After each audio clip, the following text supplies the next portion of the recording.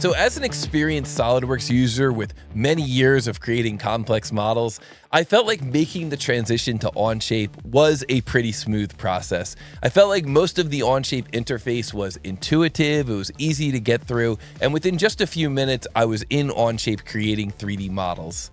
But there are some things that I wish I had known about earlier in my Onshape career. So in today's video, I'm going to be sharing with you 5 more tips and tricks for SOLIDWORKS users to help with your transition into the world of Onshape. And the first of those tips and tricks is simply a mentality or a methodology of no trimming required.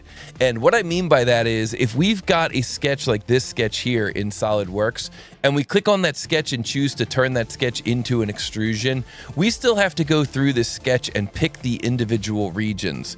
And so a lot of times what SOLIDWORKS users will opt to do is trim before they do their extrusion so that that geometry will just automatically extrude the outer perimeter. But in the case of Onshape, when it comes to taking a similar sketch and trying to turn that sketch into an extrusion, we can simply click on the sketch and then choose extrude.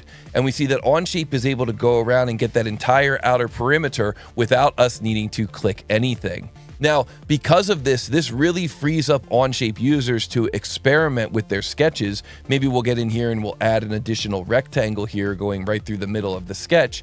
And then once again, we can turn this into an extrusion and let Onshape go and pick that entire outer perimeter. Now, if we finish this extrusion and then decide that we don't want that outer perimeter, we can edit this sketch and we can get rid of that rectangle, and Onshape will automatically recalculate that outer perimeter without us needing to go through and pick or deselect contours from the extrusion. So because of this, I like to use the phrase no trimming required, and this has really opened up my capability and my willingness to create more and more complicated sketches. I used to say keep your sketches simple, and a big reason why I would say that is because I wanted the whole sketch to extrude all together at once. But now I find myself more and more willing to lay out multiple features in one sketch because in Onshape, no trimming required. Onshape just kind of automatically picks up on that entire outer perimeter, and that's something you can really leverage to save time in your 3D modeling process. But sometimes we do want to create multiple contours or multiple extrusions from one single sketch in Onshape. And that's exactly what we've done here in this model. We've taken that first sketch and we've turned it into these 3 separate extrusions, which each go to a separate depth.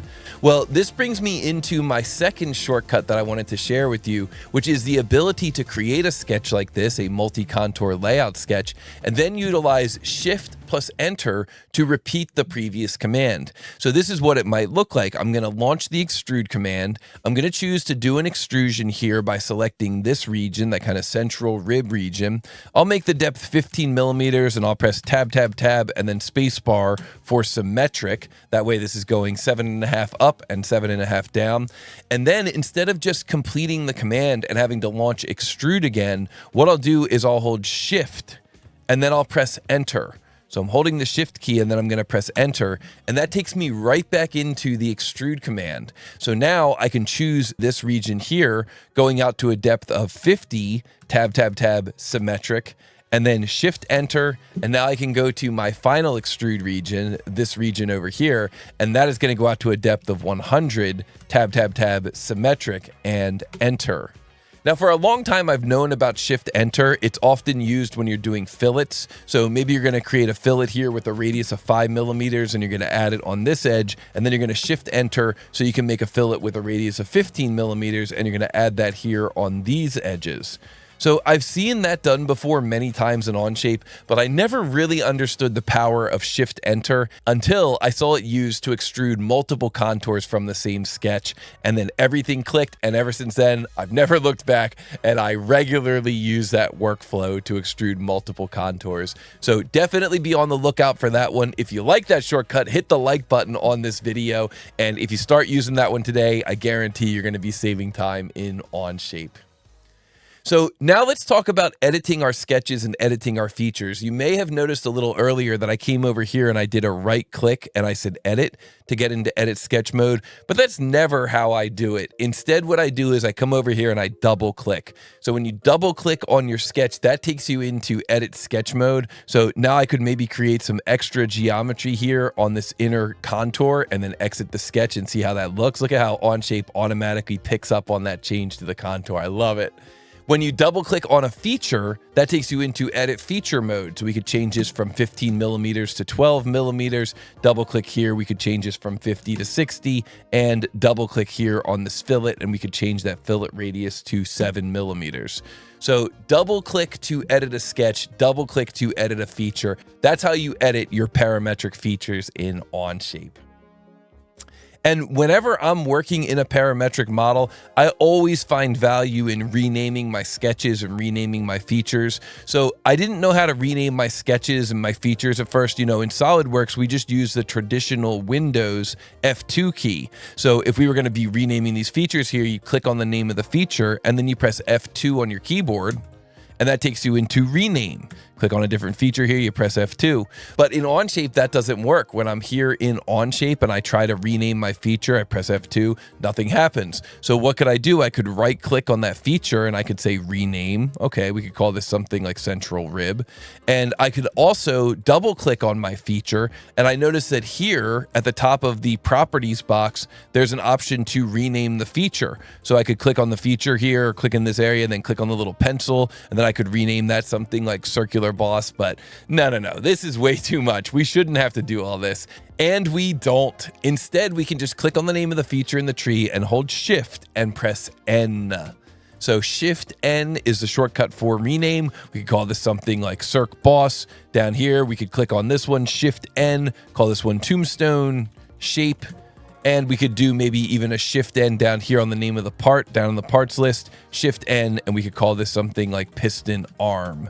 So we don't have to use F2. We don't have to go into the feature to rename it. You can just get used to using Shift N, and that way you can kind of blast through the list and rename all the features in your parametric feature tree. And finally, the select other command. Wow, this is one of my favorite commands in SolidWorks. I use this all the time.